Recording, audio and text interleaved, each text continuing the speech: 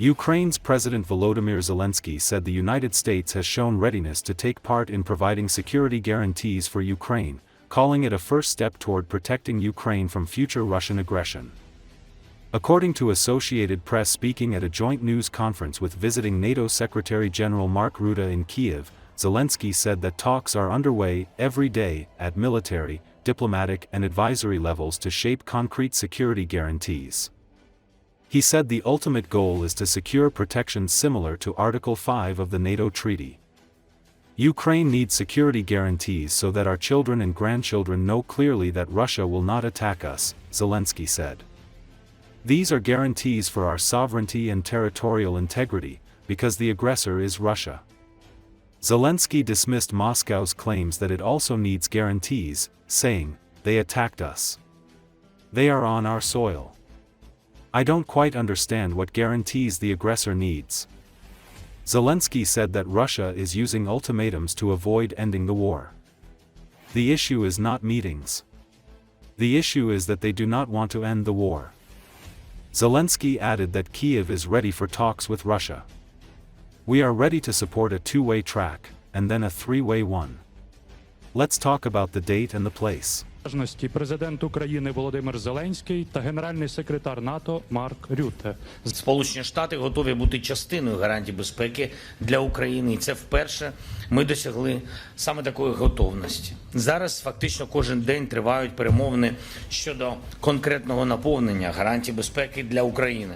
На рівні радників з питань безпеки, на рівні наших військових, на рівні дипломатів всіх команд. Вчора був дзвінок Україна, вся Європа, Сполучені Штати Америки. Сьогодні продовжиться саме така робота, і я вдячний всім, хто до цього залучений.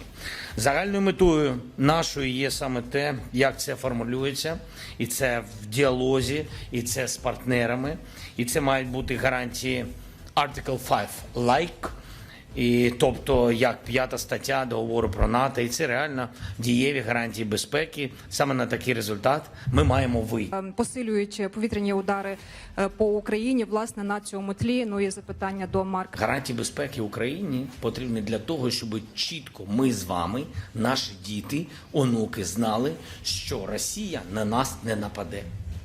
Це гарантії безпеки проти агресора. Чи заради української безпеки, нашого суверенітету, нашої територіальної цілісності. Бо агресор – Росія.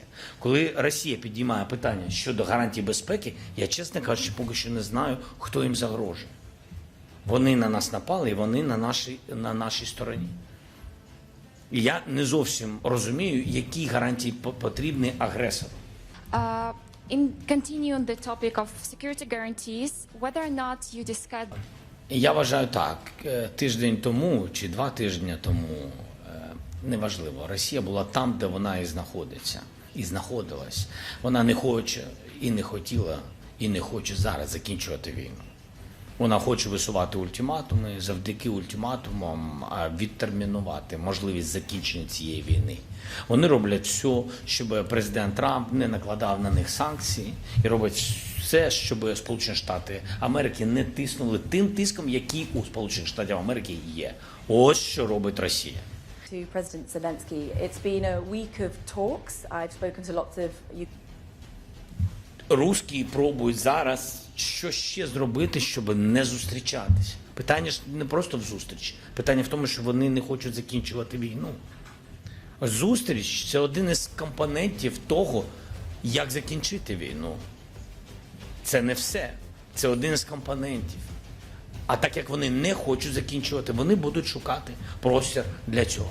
І треба, щоб цей простір зменшувався. Об'єднання Америки і Європи зменшує цей простір. Простір для війни. Але, зокрема, у механізмі реагування, якщо на нас нападуть знову. І як вам... Ми готові підтримати двосторонній трек, а потім трьохсторонній трек.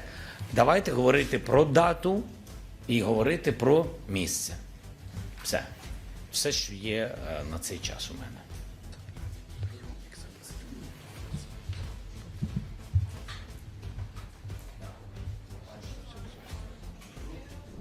A convoy of armored vehicles carrying French peacekeepers barrels through the hills of southern Lebanon that were ground zero in last year's bruising war between Israeli forces and the Lebanese militant group Hezbollah.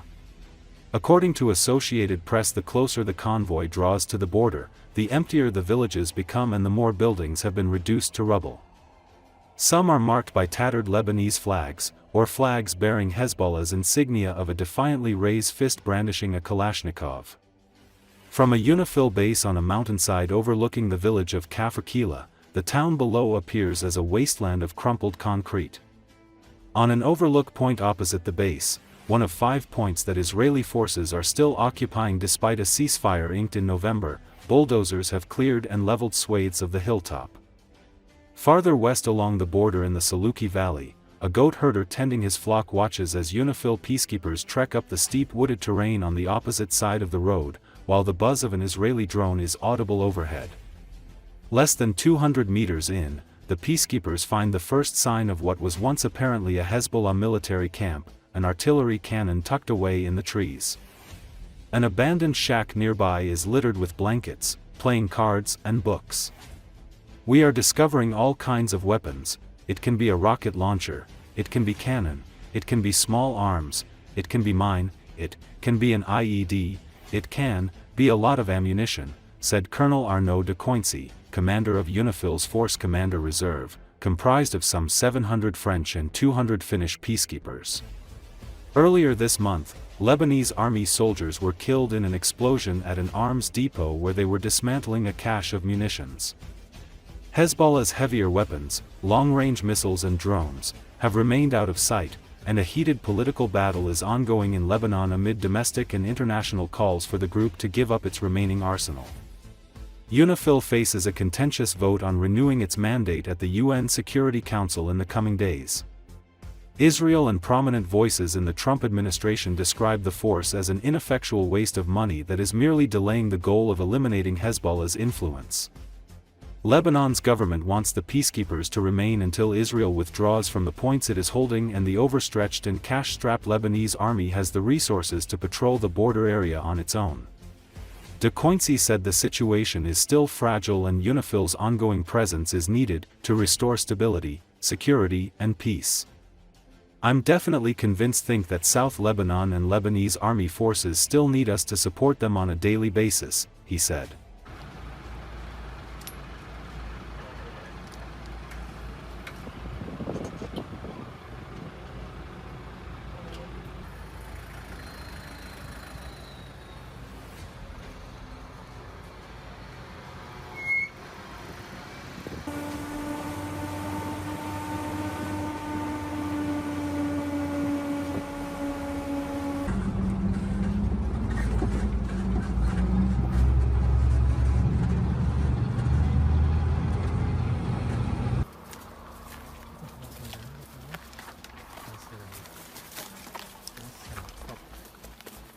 Another one actually just 50 meters away.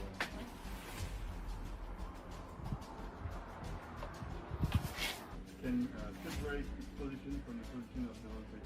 We can trigger it. It's interesting for us.